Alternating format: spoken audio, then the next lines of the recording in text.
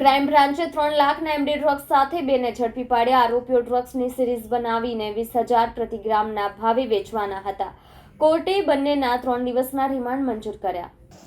Crime બ્રાન્ચના PSI અને તેમની ટીમને ગત 26 જુલાઈના રોજ અંગત બાતમીદાર મારફતે માહિતી મળી હતી કે ઉત્તરાયણની રાધે રેસિડેન્સીમાં રહેતો કેતન ઉર્ફે વકીલ પટેલ તેના મિત્ર મિત કરિયાવરા સાથે એમડી ડ્રગ્સનો વેપાર કરે છે.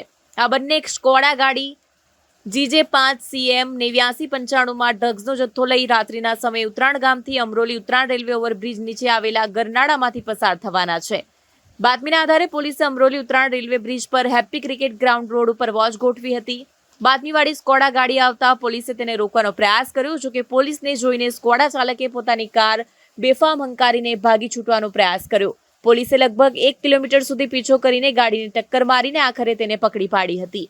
ગાડીમાંથી મિત રામજીભાઈ કરિયાવરા અને કેતન ઉર્ફે વકીલ મનસુખભાઈ પટેલને ઝડપી પાડવામાં આવ્યા હતા. પોલીસે કેતન ઉર્ફે વકીલની અંગ ઝડપી કરતા તેના ટી શર્ટમાંથી 30.150 ગ્રામ એમડી ડ્રગ્સ મળી આવ્યું હતું. પોલીસ પૂછપરછમાં બંને આરોપીઓએ જણાવ્યું કે તેઓ સુરતના ભાટેના વિસ્તારમાં રહેતા ઇમરાન શેખ નામના શખ્સ પાસેથી આ ડ્રગ્સ લાવ્યા હતા. તેઓ આ જથ્થાને તૈયાર સિરિંજો બનાવીને ડ્રગ્સના વ્યસનીઓને 15 થી 20,000 પ્રતિ ગ્રામના ભાવે વેચવાના હતા.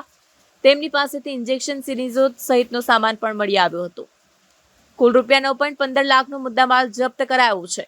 બંને આરોપીઓ વિરુદ્ધ NDPS એક્ટ હેઠળ ગુનો નોંધી તેમની ધરપકડ કરવામાં આવી છે અને વધુ તપાસ હાથ ધરવામાં આવી છે. આ કેસમાં ડ્રગ્સના મુખ્ય સપ્લાયર ઇમરાન શેખને પકડવા માટે પણ પોલીસે ચક્રો ગતિમાન કર્યા છે.